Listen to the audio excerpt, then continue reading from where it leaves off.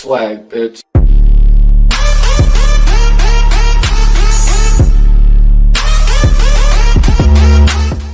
Here we go. We got the Predator 459. I had to sell 2 go-kart frames, take 3 loads of scrap just to get that one engine.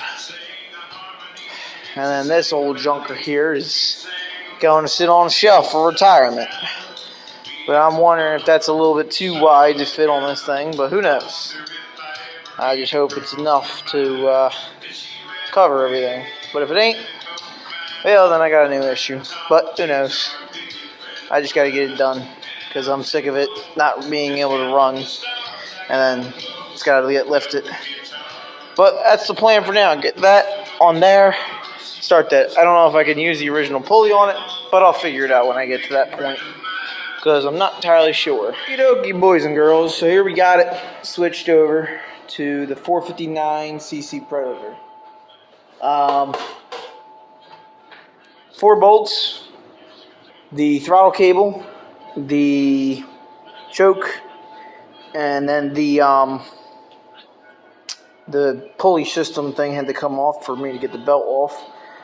And now I'm trying to figure out the electrical system on this because that engine is a lot bigger than that. Like, that was producing like 15 horse. That's 15.8.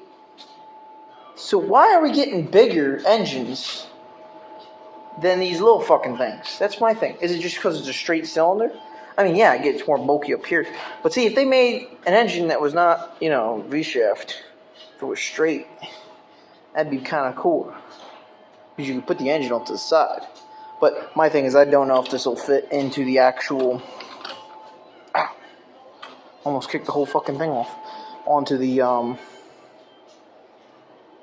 the hood will fit now. I'm not sure now. I'm going to have to do some hood modifications, which kind of sucks, but hopefully it's not much. But that's where I'm at right about now, folks. Rough Rider, she's driving, she's sounding like a motherfucking dragon.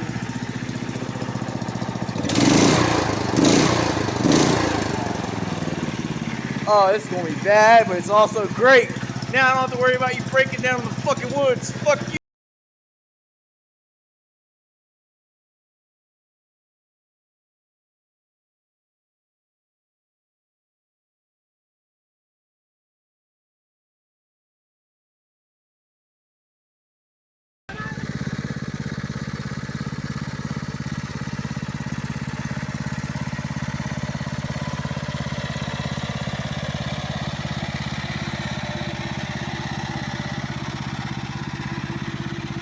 Alright there, guys.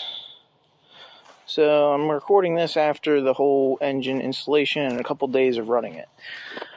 That is the original size of the original pulley that was on here. I had to get a new one because the original pulley is 1 1/8 inch, and you will need to swap it over to a newer one to make sure that it gets on there. I hooked up the original switch here, as you can see. I'm going to try to hold my phone still enough. Give you guys a good example of what wires go where.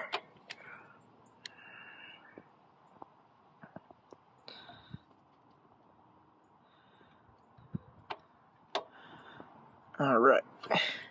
I did not have to drill any holes to put this on the Sears tractor. It is a 6-speed manual. So, enjoy it, use it, don't use it, whatever. But all original bolt holes, no drilling required. I can still mount a snowplow or whatever up to this that I want. Yes, this shaft looks like a little bit of an angle, but it's not, unfortunately. I thought it was on an angle, but no, it is not on an angle. So yeah, that's surprising. But yeah, that's all I have for now. So, don't mind my dirty face. I was outside cleaning up and moving stuff around, trying to get organized for spring coming up. Anyway, back to what I'm saying. The wiring for the switch works fine. I just haven't extended it yet to put it back into the custom-made center console I made for it. As you heard me say, it bolts into the original bolt holes, and then, you know, all the stuff like that.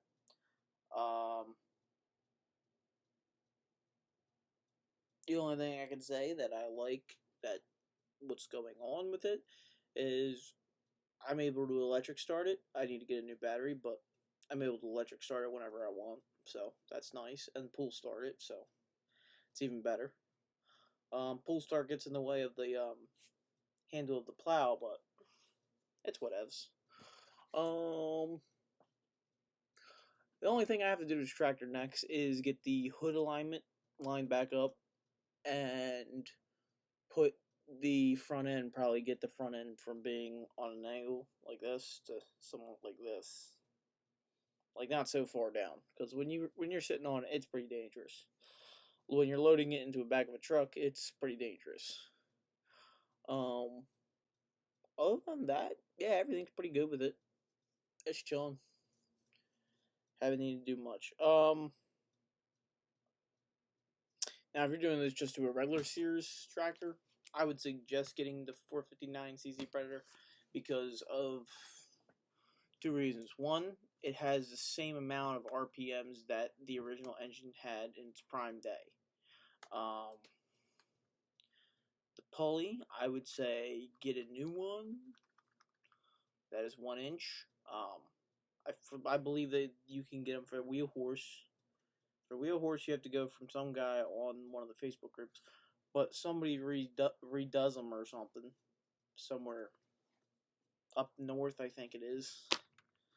But yeah, no, I took all the information down from the original engine to figure out how to swap my engine, or if I swap my engine. But this was after the fact that I bought the engine, because more or less I heard this one was a 15. The original engine was a 15.3, and this one is a 15.8. So almost 16 horse. So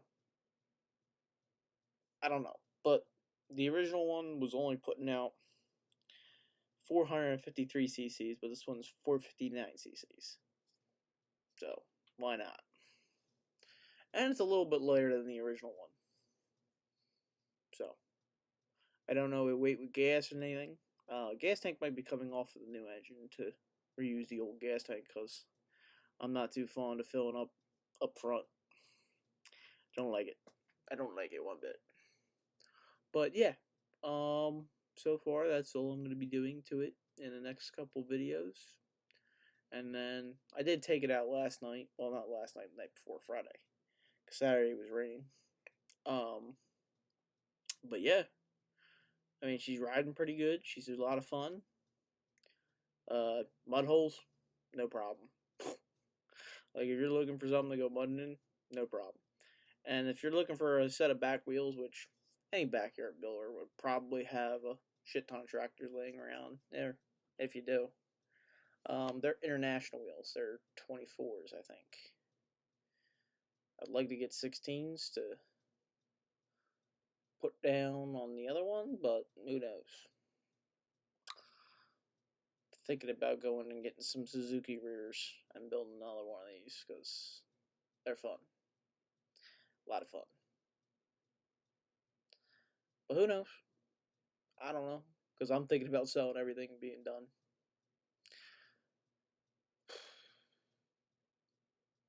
Tired. Alright, well, thanks for watching, guys. I will see you in the next one. Tell me pretty lies, look me in the face. Tell me that you love me, even if it's